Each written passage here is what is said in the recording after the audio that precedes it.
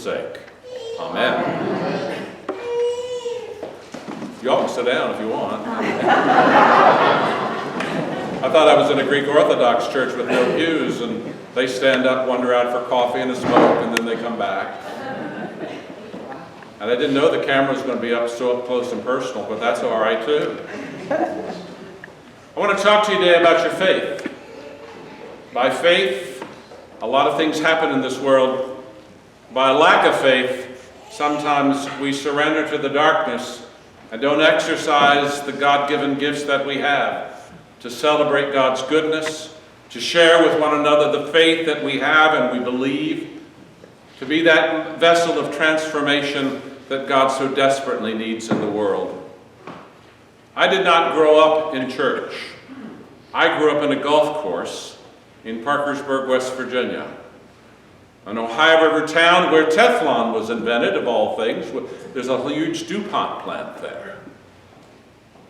And I grew up on a golf course because my mother and father, good people, but not churchgoers.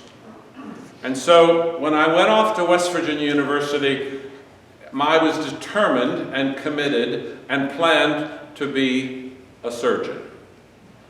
And so after enrolling for my classes, I went out to University Hospital and got a job working as an orderly in the operating room for those 4 years, and then I graduated to be a surgical technician. And all along the way, my task was set, my direction was clear. I was going to be a doctor. But you know what? I met this very pretty young lady. And Marky and I began to start dating. And it was a time, some of you will remember this because you're as old as I am. I don't think any of you are much older than I'm 78, whatever that's supposed to be. Sometimes I feel 90 and the other times I feel like I'm 12. But I remember it was a time in universities where I thought it was a lousy rule, but it was what it was. The women had to be home in their dorms or sorority houses by, say, 11 or midnight on Saturday. Some of you remember that culture? I think so. And so, for 10 months, Marky, and I'm sorry, I'm going to wander just a little bit. I'll stay put. I want to wander right now, but I see the camera. So for 10 months, on Saturday nights, walking home, I'm making my whole confession right now. From Nick's bar, my initials are still engraved in the same booth. I checked it last summer when I was there.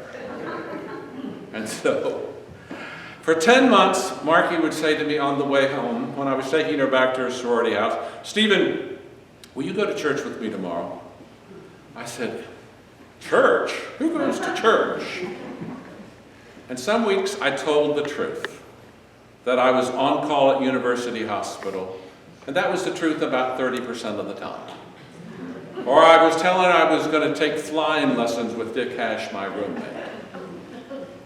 And that was not the truth.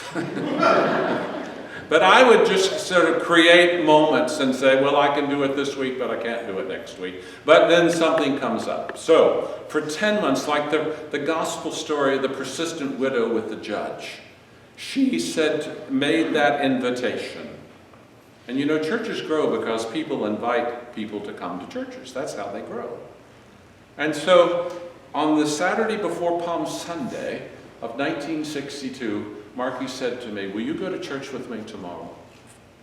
And I said, "Okay." My roommate I mentioned a moment ago, Dick Hash, who is now with the Lord. Dick was a lawyer in Alcoa, Tennessee, and he's gone home to Jesus. But I got out of bed that Sunday morning, and Dick said, "McWhorter, where are you going?" I said, "I'm going to church." He sort of scratched his head. He said, "You've been my roommate for 4 years. You've never gone to church." I said, "Well, it's a new me, I guess. I don't know." So I went to Trinity Episcopal Church in Morgantown, West Virginia. And lo and behold, the bishop of the diocese, the Right Reverend Wilburn C. Campbell, was there as the preacher. And he held up a sermon. It was Palm Sunday. Now, I'd never seen any of this stuff we do in the Episcopal Church. I'd never been in an Episcopal church. You know, they had this big parade. I know now we call that a procession. You know? I got all that, and everybody gets dressed up, you know, and I walked in and I looked and sat down in a pew, and I looked over and I nudged Marky and I said, I haven't been in many churches. This is the first one I've ever been in that had footrests. She said, Stephen, those are not footrests, they're kneelers. So that was my introduction to the Episcopal Church. Bishop Campbell got up to preach, held up a manuscript and said, this is a good sermon, but I'm not going to preach it today. He said, God's put on my heart to preach these words. The harvest is plenteous, the laborers are few. Pray that the Lord would send laborers into his harvest.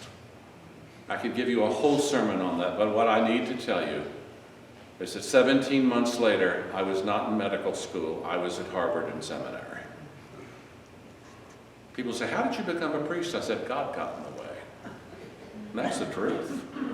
And I rejoice. I've been a priest 52 years. I told them at 8, was telling them a story, but I got their attention anyway. I said I was ordained when I was 4. But other than that, it's not true. I was 26.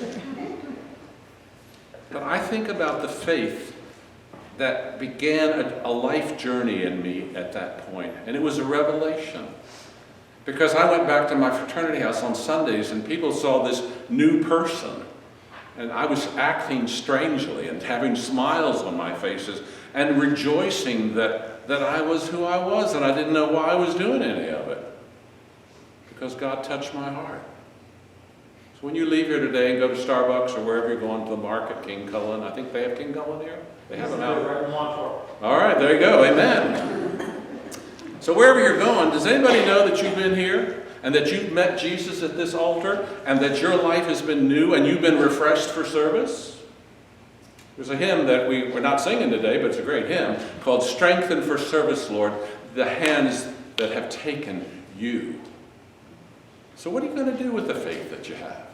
How do you live it out? How do you celebrate? How do you communicate it to your children and your grandchildren? How do you walk with them?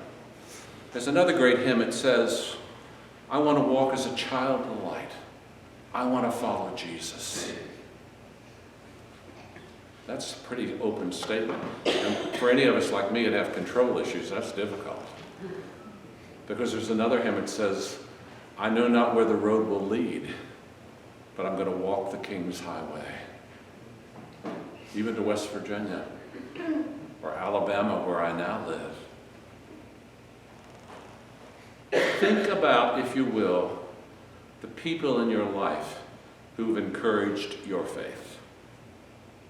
Think about them. And I want to tell you the story of one. It's a story of Father Emmanuel Johnson. Emmanuel is a native of Liberia. He was educated in that country, studied at Cuttington College, became a high school principal at B.W. Harris High School in Monrovia, Liberia. But God wasn't finished with him, because in the midst of teaching young students, he had a call in his life and he became a priest. He left B.W. Harris High School after about 11 years and went to Cuttington College as its president, where he was formerly a student.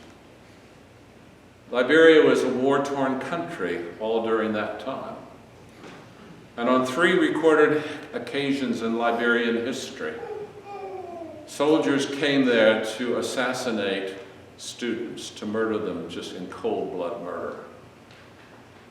And on these 3 incidences, history records that Father Johnson, as the dean and president of that school, stood in front of the soldiers and the firing squads and said, if you're going to kill them, you're going to have to kill me. And they didn't. They relented. Talk about faith. In 1990, there was another revolution, of which there have been many in Liberia. And Emmanuel and his wife and mother-in-law and 4 of his 5 children were able to escape to Ghana. And then Ed Salmon, the Bishop of South Carolina, found him a position to be chaplain of an African-American college called Voorhees College in South Carolina, where Emmanuel served until 2002. St. David's is a church that I had the privilege of serving in Northern Virginia near Dulles Airport. A brief story. We started in 1990 with 12 people. I had been a parish priest in California. I took 3 years off and lived in Mendocino. Some of you remember Murder, She Wrote? Cabot Cove, that's Mendocino, California. That's not Maine or anywhere else on the East Coast. And so I went to Northern Virginia, I really believe by the call of God, and I had to do some family business after my mom died. And I was offered the opportunity to start an Episcopal church. And Bishop Lee, who was then the Bishop of Virginia, said, "Stephen, I heard about your gifts and your speaking and this, that, and the other, and we'd like you to start a church, and we're going to call it St. David's." And he said, "What do you think?" I said, "Bishop, I appreciate the trust, but I've never had a nightmare about starting an Episcopal church." Well, 16 years later, and God blessed my journey there enormously. In 2002, we'd been in business for 12 years. We were a growing faith family. We had moved into our new church building. And in the midst of St. David's congregation, there were a number of Liberian and Nigerian families. And they provided the resources and the support for Emmanuel and his wife and his mother-in-law to move to Northern Virginia for his retirement. So they talking to me and say, "This wonderful priest is coming, and would you give him some time and talk to him? He'd probably like an altar and a place to serve." So I'm kind of a showman, I know that. I like to tell the story of Jesus, and I love to sing, but I have to give you Emmanuel's voice now. So I get this phone call. It says, "Father Stephen, this is Emmanuel Johnson." I think that's what God must sound like, as far as I can tell. "May I come and visit you at your office?" I said, "Sure, come on." So he came. We had a wonderful visit, and it was very clear to me that the hand of God was upon him, and I needed him on my team at St. David's Church. And he got up to leave. He shook my hand. He says, "I have one thing I want to say to you right now." It was like a general giving me orders. I said, "Yes, sir." He says, "As long as God gives me breath, I'm going to sing his song." Think about that. I went to Liberia shortly after that, went to the Liberian embassy because he said, "I'll get your passport." Normally it took 3 weeks, took 20 minutes. We walked into the Liberian embassy in Washington, D.C., and everybody kind of stood up because they all knew him. And he walked over to him and said, "John, I'm glad to see you. Where are you going to church?" "Well, I haven't been." "Get there." I mean, it was just amazing. He minced no words. But he was my accountability. He was the person that encouraged and still encourages my faith. I retired for the first time in 2006. And part of my heartache in leaving St. David's was that I would not see Emmanuel. But he said, "I'm going to call you once a week." So every Monday. Now I knew who he was going to call. I knew he was calling, but it would be the same message that I got the first time I ever met him. At 10 o'clock Eastern time, 9 o'clock Central time, because I live in the Central time zone, my phone would ring every Monday. "Father Stephen, this is Emmanuel John." Well, I know who's calling. And then he would ask me, "Are you singing God's song?" That's the question we have to ask ourselves.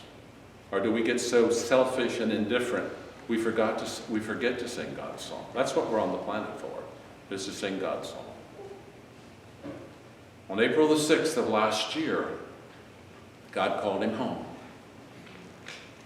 I don't have that phone call anymore, but I think about him every Monday morning. St. David's is a large church, the building we built, but it would not hold his funeral. We had to rent the National Cathedral in Washington for his service. It went on 3.5 hours because people had heard him sing God's song and he had touched their lives. So I share that story with you today to ask you the question, and myself as well. Are we singing God's song? And you know it's okay to sing it out of tune. Doesn't have to be in the right key. But can we think about our journey and say to ourselves and to those around us, as long as God gives me breath, I will sing God's song. Amen. Amen. Let us stand and confess our faith.